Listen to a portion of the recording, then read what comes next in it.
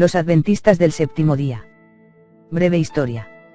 Basados en una interpretación errónea de Daniel 8 y 14, en la cual los 2300 días se toman como años, William Miller, un ministro bautista residente de New York, y otros de varias denominaciones en Europa y América, llegaron a la conclusión de que Jesucristo volvería a la tierra en el año 1843. Miller comenzó a enseñar esto 25 años antes, en 1818. Cuando Jesucristo no regresó en 1843, Miller revisó sus cálculos y surgió con una nueva fecha, octubre de 1922 de 1844. Jesucristo tampoco vino en esa fecha. Luego de 2 fracasos y cerca de 100.000 personas desilusionadas, todo este episodio pasó a la historia con el nombre del gran fiasco o gran chasco. Miller reconoció su equivocación y sus seguidores se desbandaron. De este grupo de gente 3 grupos distintos se unificaron para luego formar la Iglesia Adventista del Séptimo Día. Miller nunca se adhirió a ella, pero notemos que las malas interpretaciones de este señor lo llevaron al fracaso, pero lo peor es que esto siguió con los siguientes líderes de esta secta cristiana y típica. Estos 3 grupos fueron: 1. El grupo liderado por Hiram Edson. Edson reinterpretó la profecía de Miller y dijo que Jesucristo, en vez de venir a la tierra, en esa fecha entró en el lugar santísimo en el templo celestial para iniciar un juicio de obras de todos aquellos que creyeron en él. Esto se conoce como el juicio investigador. Una interpretación conveniente para poder mantener a los adeptos unidos y así seguir empeorando las interpretaciones de las Escrituras. 2. El segundo grupo era dirigido por Joseph Bates. Insistían en guardar el séptimo día o sábado como parte del paquete completo que consistía en guardar los mandamientos de Dios. 3. El tercer grupo enfatizaba el espíritu de profecía o testimonio de Cristo, que según ellos tenía que estar presente en la iglesia remanente. Por iglesia remanente se entiende la última parte de la verdadera iglesia antes de la segunda venida de Cristo, basados en Apocalipsis 14, 6 al 12, eso lo hicieron con el fin de no perder más adepto a esta secta, y proclamarse como los únicos que serían salvo, típico de estas sectas religiosas donde dicen que ellos son los que tienen la verdad y son el medio para la salvación. Uno de los miembros de este grupo era nada más ni nada menos que Elena de White. Cada uno de estos grupos trajo al movimiento una contribución diferente: el primero, la revelación acerca del santuario celestial; el segundo, el legalismo recalcitrante, o sea la adherencia a la ley; y el tercero, una profetisa que por más de medio siglo sería de una influencia extraordinaria en la Iglesia Adventista, Ellen G. White. Muchos aún la consideran como intérprete infalible de la Biblia. Esa es la razón por la cual muchos adventistas leen los escritos de White, más que la Biblia. En 1850, James y Ellen White comenzaron a publicar una revista, The Review Herald, a los efectos de diseminar las doctrinas adventistas y sabatistas. Esto ayudó a muchos milleritas a formar una coalición distintiva que adoptó el nombre de Iglesia Adventista del Séptimo Día en 1860, y que se incorporó formalmente en 1863, con aproximadamente 3.500 miembros en 125 congregaciones. Elena de White, una profetisa de Dios o falsa profetisa. Los adventistas declaran oficialmente, como la mensajera del Señor, sus escritos son una fuente continua y autoritativa, y proveen para el bienestar, guía, instrucción y corrección de la Iglesia. Los escritos de Elena de White son llamados el espíritu de profecía y el testimonio de Jesús. Los adventistas consideran a Elena de White tan inspirada como los escritores bíblicos. Sus escritos se estiman tan inspirados como la Biblia. Se le considera que tuvo más de 2.000 visiones, hasta más que los mismos apóstoles del Señor. Ya viéndolo por ese lado podemos decir que algo anda mal en esta mujer. La prueba del ácido para conocer si Elena de White fue una profetisa de Dios o de lo contrario una falsa profetisa, es Deuteronomio 18, 20 al 22. Este pasaje, resumido en una cápsula, establece que si un profeta anuncia algo en el nombre de Yahvé, y ese algo no se cumpliere, es claro indicio de que estamos frente a un falso profeta. Elena de White afirmó a mediados del siglo XIX que Dios le mostró en visión que la antigua Jerusalén nunca más sería reconstruida, levantada. Lo encuentran documentado en unos de sus escritos, White, Early Writings of Ellen G. White, pp 74, 75. Un siglo más tarde Israel fue constituida como nación y Jerusalén fue reconstruida. Menos mal que había muerto, si no la vergüenza sería grande y también la inteligencia para poder arreglar la falsa profecía. Sin duda, la señora White profetizó falsamente. Profetizaban de esa manera los profetas del Señor. No, el espacio no nos permite mostrar todas las falsas profecías de Vite, pero la documentación es abundante. Ella es la autora de los libros citados a continuación. Sus obras representan las creencias adventistas actuales. Refiriéndose a sus propios escritos, ella declaró y enseñó lo siguiente. 1. La expiación de Cristo no ha sido completa. La sangre de Cristo, si bien fue para absolver al pecador arrepentido de la condenación de la ley, no fue para cancelar el pecado. Estará presente en el santuario hasta la expiación final. Lo dice el documento escrito por ella, llamado Patriarchs and Prophets, p. 357. Mientras nuestro sumo sacerdote está haciendo expiación por nosotros, debemos procurar ser perfectos en Cristo. Según la interpretación de esta mujer, lo documenta The Great Controversy, p. 623. Pero Cristo ya hizo esa expiación desde el primer momento que murió en la cruz del Calvario y resucitado. Esto no siguió en el cielo y menos pasar más de 1000 años según las interpretaciones de estos personajes para que se pudiera cumplir la redención en Cristo. En lugar de venir a la tierra al final de los 2300 días en 1844, Cristo entró entonces en el lugar santísimo del santuario celestial para realizar la fase final de la expiación preparatoria de su venida, de lo cual fue conveniente esta interpretación, para arreglar las malas interpretaciones de su homólogo anterior. Lo documenta sus escritos, The Great Controversy, página 422. Las citas arriba mencionadas implican que los pecados de los cristianos aún no han sido expiados, por lo tanto la salvación de los creyentes aún está pendiente. Juan 5 y 24 es más que suficiente para pulverizar este concepto. De cierto os digo, el que oye mi palabra, y cree al me envió, tiene vida eterna, y no vendrá a condenación, mas ha pasado de muerte a vida. El griego de los manuscritos, traducido literalmente, dice que el que cree no vendrá a juicio. Las palabras de Cristo en la cruz, consumado es, griego, tetelestai, en Juan 19:30, son clara indicación de que su obra de expiación fue completa. El término griego expresa la idea de una transacción efectuada en su totalidad, ver también Hebreo 10 y 26. Tampoco es cierto que Cristo entró en el lugar santísimo en 1844. En realidad, lo hizo inmediatamente después de su ascensión a los cielos, Hechos 1 versículo 19 y 20. Es más, Cristo hizo posible para nosotros que podamos traer nuestras oraciones delante del trono de la gracia. El trono de la gracia es el propiciatorio localizado en el lugar santísimo, Éxodo 26, 34. 2. Los creyentes pasan por un juicio de obras para decidir si son salvos. En el momento señalado para el juicio, todos los que han tomado para sí el nombre de Cristo deben pasar por un severo escrutinio. Ambos, los vivos y los muertos, serán juzgados por las cosas que fueron escritas en los libros, según sus obras. Lo dice sus escritos, The Great Controversy, página 486. Toda causa ha sido decidida para vida o para muerte. Mientras Cristo ha estado ministrando en el santuario, el juicio de los justos que murieron se ha estado efectuando, y ahora es el tiempo de los justos vivos. Según la señora White, lo respalda sus escritos doctrinales, Early Britins, p. 280. De modo que en el gran día de la expiación final y el juicio investigativo, las únicas causas consideradas son las de los que profesaron ser pueblo de Dios. The Great Controversy, página 480.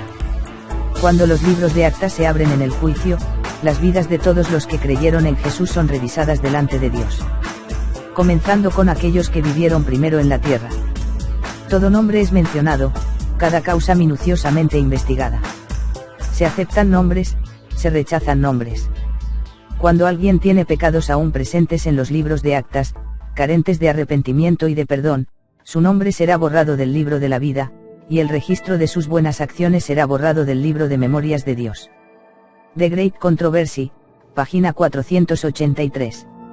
Es sabido que todos los creyentes tendremos que comparecer ante el tribunal de Cristo, pero este será un juicio para recibir recompensas por las cosas hechas en el Espíritu, no en la carne, 2 Corintios 5 y 10. En otras palabras, seremos juzgados de acuerdo a cómo hemos vivido nuestra vida cristiana, pero no en relación con nuestra salvación. El cristiano no tiene que esperar hasta el final de su vida o hasta su resurrección para saber si tiene vida eterna. La vida eterna del creyente comienza en el momento de su conversión. 1 Juan 5 y 13 dice, Estas cosas os he escrito a vosotros que creéis en el nombre del Hijo de Dios, para que sepáis que tenéis vida eterna. No dice para que viváis miserablemente, ni preocupados por si sois salvos o no, ni para que procuréis ser perfectos para que os vaya bien en el juicio investigador. Vida eterna ahora es la esencia del versículo.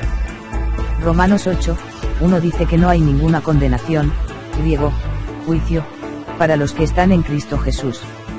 Esta es la lápida sobre la tumba de la doctrina del juicio investigador de los adventistas. 4. Satanás lleva nuestros pecados.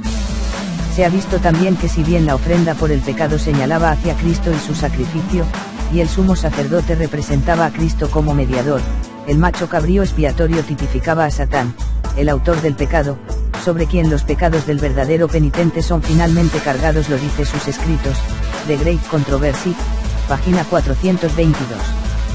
Sus pecados son transferidos al originador del pecado, lo dice sus escritos, Testimonies for the Church, volumen 5, página 475. Refutación. Los adventistas enseñan que el macho cabrío para Azazel de Levítico 16, 22 y 26 simboliza a Satanás, sobre quien todas nuestras iniquidades serán cargadas. Esto implicaría que Satanás, al llevar nuestros pecados, sería algo así como nuestro Redentor. Justo es decir que esa no es la forma en que los adventistas lo entienden, pero el malentendido surge de basar una doctrina sobre un simbolismo mal comprendido. Primero, digamos que el significado de Azazel no es claro. Algunos dicen que significa Satanás, pero otros afirman que debe ser traducido por alejamiento, remoción, o enviado. Segundo, el texto bíblico no dice que los pecados eran puestos en Azazel, sino en el macho cabrío que era para Azazel. Tercero, la Biblia enseña que nuestros pecados fueron cargados en Cristo, el Cordero de Dios que quita el pecado del mundo, Isaías 53, 6, Juan 1 versículo 29. Y si seguimos mirando su doctrina veremos muchos más errores. Obras más gracia igual salvación. El juicio se pone en marcha, los libros se abren, y seremos juzgados según nuestras obras. Lo dice. Testimonies for the Church, volumen 1, p. 100. Tenga en cuenta el lector que según Elena de Vite, este es un juicio de obras para salvación, no para recibir recompensas. Mientras que las buenas obras no salvarán ni siquiera una sola alma, es imposible para cualquier alma ser salva sin buenas obras. Lo dice, Selected Messages, Berkelio 1, p. 377. Refutación. Porque por gracia sois salvos por medio de la fe, y esto no de vosotros, pues es don de Dios, no por obras, para que nadie se gloríe. Efesios 2, 8,9. Miremos otra de sus doctrinas erróneas de los cuales ellos confían plenamente por las malas interpretaciones de estos pseudos profetas. El sábado es el sello de Dios y aquellos que adoran en domingo recibirán la marca de la bestia. Es bien sabido que los adventistas enseñan el guardar el sábado. Lo que no es bien sabido es que enseñan que el sábado es el sello de Dios, y aquellos que adoran en domingo antes del rapto recibirán la marca de la bestia. Últimamente, de acuerdo con la teología adventista, la salvación en los últimos días dependerá del día en que usted adore. La institución divina del sábado será restaurada. La entrega de este mensaje precipitará un conflicto que involucrará al mundo entero. La cuestión central será la obediencia a la ley de Dios y la observancia del sábado. Aquellos que la rechacen, eventualmente recibirán la marca de la bestia. Lo dice sus libros doctrinales, S.D. Believe, página 262-63. En una de sus más reverenciadas obras, Elena de Vite escribió que la observancia del sábado sería la línea de distinción en la prueba final que separará a aquellos que en los últimos tiempos recibirán el sello de Dios y son salvos, de aquellos que recibirán la marca de la bestia. Lo respalda sus escritos doctrinales, The Great Controversy, página 605. Refutación. Es evidente que según los adventistas, la observancia del sábado y no la fe en Cristo, traza la línea divisoria entre los salvos y los perdidos en los tiempos finales. Esto es la antítesis del Evangelio. Sumado a esto podemos agregar con respecto al sábado. En Romanos 14, 5 y 6, Gálatas 4, 9 al 11 y Colosenses 2 y 16, la palabra de Dios expresa claramente que no se debe juzgar a nadie por los días que guarda. B. Los cristianos no estamos bajo la carga de la ley mosaica. El Espíritu de Cristo nos hace aptos para hacer la voluntad de Dios sin estar sujetos a las demandas externas de la ley. Gálatas 5, 1 dice, estad, pues, firmes en la libertad con que Cristo nos hizo libres, y no estéis otra vez sujetos al yugo de esclavitud. C. Los padres de la Iglesia del segundo y tercer siglo estaban prácticamente en unanimidad con respecto al día de reposo.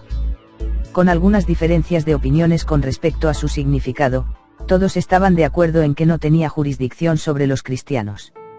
Ignacio, obispo de Antioquía y discípulo del apóstol Juan, dijo en el segundo siglo, no seáis engañados por doctrinas extrañas ni por fábulas, porque si aún vivimos de acuerdo a la ley judía, estamos admitiendo que no hemos recibido la gracia. Continúa diciendo, aquellos que hemos tomado posesión de una nueva esperanza, ya no observamos el sábado. D. Por último, digamos que el día de reposo, según Deuteronomio 5, 15, está relacionado directamente con la redención de Israel. El verso dice, acuérdate que fuiste siervo en tierra de Egipto, y que Jehová tu Dios te sacó de allá con mano fuerte y brazo extendido, por lo cual Jehová tu Dios te ha mandado que guardes el día de reposo. Hoy los cristianos recordamos que nuestra redención fue lograda en la cruz por la muerte de nuestro Redentor, el Señor Jesucristo. Veamos por último otra doctrina refutable de los adventistas, pero si seguimos estudiándola veremos muchos más errores. El sueño del alma. Los adventistas del séptimo día enseñan que cuando el creyente muere, su alma duerme hasta el día de la resurrección. La muerte es un sueño. La muerte no es una aniquilación completa, es solamente un estado de inconsciencia temporal mientras la persona espera la resurrección. La Biblia llama repetidamente a este estado intermedio un sueño. Lo respalda sus escritos doctrinales, Creencias de los Adventistas del Séptimo Día, p. 408. Refutación. En Filipenses 1, 23 y 24, Pablo dice que el vivir es tener comunión con Cristo, lo que en sí es bueno, pero al morir físicamente le llama ganancia. En otras palabras, el morir no significa perder comunión con Cristo, tal como enseñan los adventistas. Cuando Pablo dice que el morir es ganancia, indica que luego de la muerte física tendrá una comunión más cercana con Cristo, eso es lo que ganancia significa. Si morir es dejar de existir, ¿cuál es la ganancia? Pablo no está hablando de una resurrección futura. ¿Cómo sabemos eso? Porque en 2 Corintios 5, 6 al 8, Pablo establece que para el cristiano, estar ausente del cuerpo equivale a estar presente con el Señor. Cuando el cristiano muere, su naturaleza inmaterial pasa inmediatamente a estar en la presencia de Dios en forma consciente. También afirman que no existe un lugar de tormento para aquellos que creyeron en Cristo, sino que hasta el momento que vivieron todo cesó. Si eso fuera así, ¿cuál es la salvación de Cristo? ¿Por qué se sacrificó Cristo? Definitivamente hay un lugar de descanso y uno de condenación. Nos despedimos con este estudio y te invito a que sigas escudriñando más esta doctrina adventista que en vez de hacerte libre te mete en la esclavitud de las sectas cristianas.